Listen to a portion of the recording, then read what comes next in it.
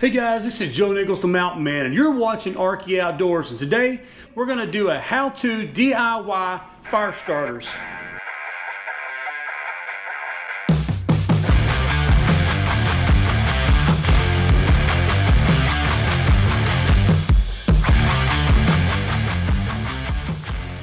Now here's just a couple things we need.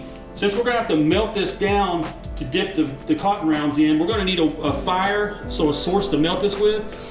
Also, these are cotton rounds I picked up at a Dollar General store for like 99 cents.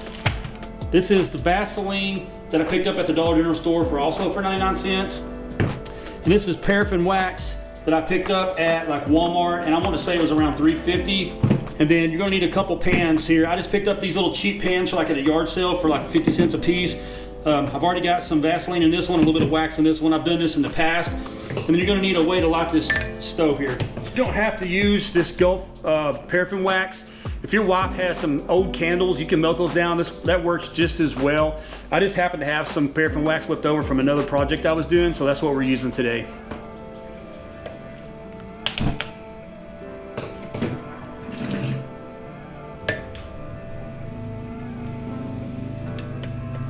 Almost melted down.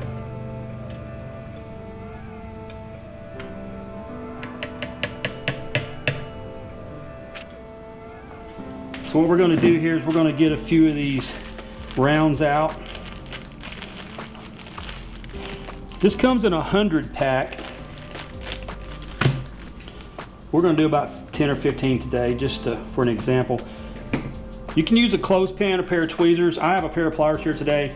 I'm just going to dip this in, let it get covered with Vaseline real good. It doesn't have to be totally saturated. I'm just going to get it and lay it right on this parchment paper.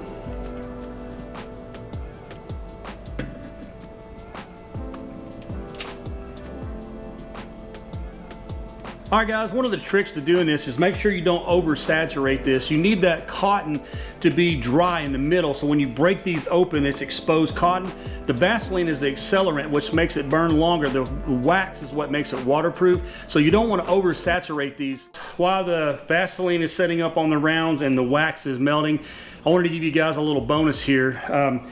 This is some stick matches, and I've just taken a little string and tied around them.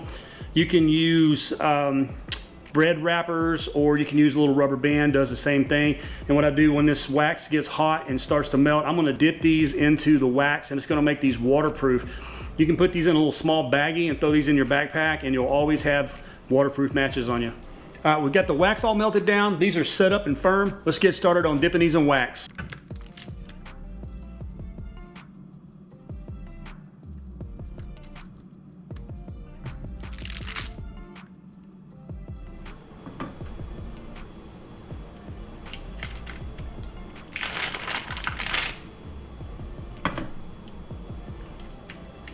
These hardened up and they're ready to go. So one of the things I like to do is I've got one of these little pellet tin cans you can buy at Walmart or anywhere. Most every kid's got a pellet gun. These work perfect. You can get about 4 or 5 of these little rounds in here and keep these in your backpack. Also, an Android can works absolutely fantastic. You can get about the same amount, about 4 to 5, maybe 6 in there. And you just keep one of these each in your backpacks, however many backpacks you have, or you can just make a few of these to give away. This works really good for your bonfire or your campfire when you're camping, or just in your fireplace at home. All right guys, I'm out in my front yard. I got a little fire pit out here when we have people over. I'm gonna do a little demonstration here and show you how these work. It's been raining for several days here. It's hard to find any kind of dry wood, but we're gonna see what happens.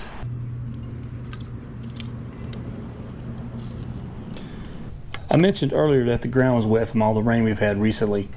So I put these little flat pieces of wood down I had in my scrap pile just so I could keep the fire starter from sitting on the wet ground.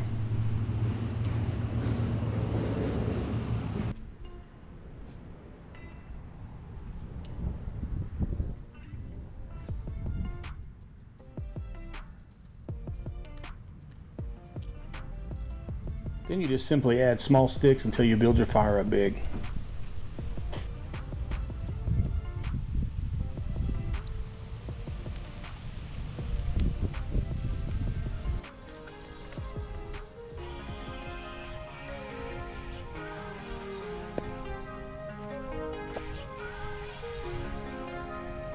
All right, guys, that was how to DIY fire starters. I hope this helped you guys. If you like this video, hit the subscribe button, give me a thumbs up and share it. Guys, I love you. I'll see you on the flip side, and maybe I'll see you somewhere in the woods.